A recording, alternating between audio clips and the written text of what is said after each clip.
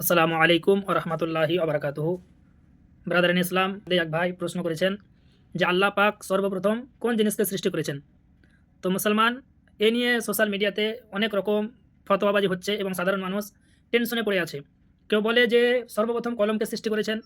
তো মুসলমান, আমি আপনাদেরকে বলতে চাই, মনে রাখবেন সর্বপ্রথম নবী মুস্তাফা সাল্লাল্লাহু আলাইহি ওয়াসাল্লামের নূরকে আল্লাহ পাক সৃষ্টি করেছে। এটাই হলো সঠিক, এটাই হলো সবচাইতে সহি। বলবেন কিছু মৌলবি দলিল দেয় কলম সৃষ্টি করেছেন। জি, এটা আছে মিশকাত শরীফ 21 নম্বর পৃষ্ঠার মধ্যে, তিরমিজি শরীফ 2য় খণ্ডে হাদিসটি আছে। এই হাদিসের মধ্যে লিপিবদ্ধ আছে উবাদাতা ইবনে সামিত রাদিয়াল্লাহু তাআলা আনহু থেকে বর্ণিত।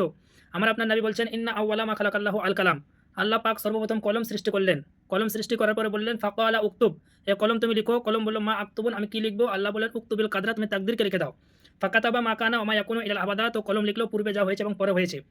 মুসলমান, নবীর নূর সর্বপ্রথম সৃষ্টি কিন্তু এই হাদিসে বলা হলো, কিন্তু হাদিসের দিকে দেখেন আল্লাহ পাক বলছেন যে নবী মুস্তাফা বলছেন যে আল্লাহ পাক সর্বপ্রথম কলম সৃষ্টি করলেন। কলমকে বলছে কলম লিখো, তো কলম বলছে কি লিখবো?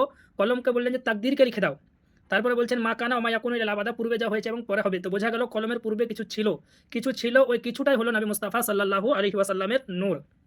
মুসলমান, শুধু তাই নয়, গৌসে পাক রাদিয়াল্লাহু তাআলা আনহু, যাকে সমস্ত ফিরকার লোক মানে, তিনার লিখা কিতাব সিরুল আসরার ও মাজহারুল আনওয়ার, আপনার বাইরুত লেবানন থেকে ছাপানো বইটি। এই কিতাবের 7 নম্বর পৃষ্ঠার মধ্যে আছে আউয়ালু মা খালাকাল্লাহুল কালাম, আউয়ালু মা খালাকাল্লাহুল আকল, আউয়ালু মা খালাকাল্লাহুন নূরি।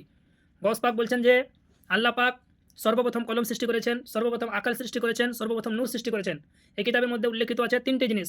কিন্তু মুসলমান, এই সমস্ত জিনিসের আসল কি? ওয়া হুয়া হাকিকাতুন নূর মুহাম্মদ সাল্লাল্লাহু আলাইহি সাল্লাম।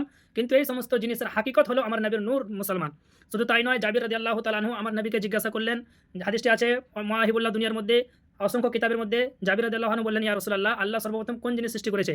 তো নবী আমার বললেন যে ইয়া জাবিরু, ইন্নাল্লাহা তাআলা কদ খালাকা ক্বাবলাল আশিয়া'i নূরা নাবিয়্যিকা মিন নূরিহি ফাজাআলা যালিকা নূরু ইয়াদুরু বিল কুদরাতি হাইসু শাআ আল্লাহু তাআলা ওয়া লাম ইয়াকুন ফি যালিকাল ওয়াক্তি লাউহুন ওয়ালা কালামুন ওয়ালা জান্নাতুন ওয়ালা নারুন ওয়ালা মালাকুন ওয়ালা সামাউন ওয়ালা শামসুন ওয়ালা কামারুন ওয়ালা জিন্নিয়্যুন ওয়ালা ইনসিয়্যুন।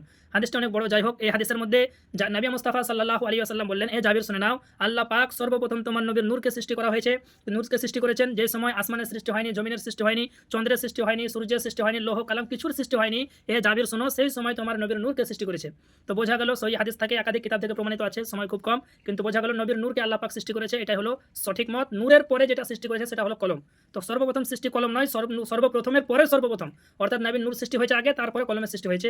আল্লাহ পাক আপনাদেরকে বোঝার তৌফিক আতা করুক, এবং যে সমস্ত কাঠমোল্লারা মানুষের ইমানকে নষ্ট করছে, এই সমস্ত বেঈমান জাহিল থেকে আল্লাহ পাক পৃথিবীর সমস্ত মুমিন মুসলমানের ইমানকে হেফাজত করুক। এখান থেকে বলে বক্তব্য করলাম। আসসালামু আলাইকুম ওয়া রাহমাতুল্লাহি ওয়া বারাকাতুহু।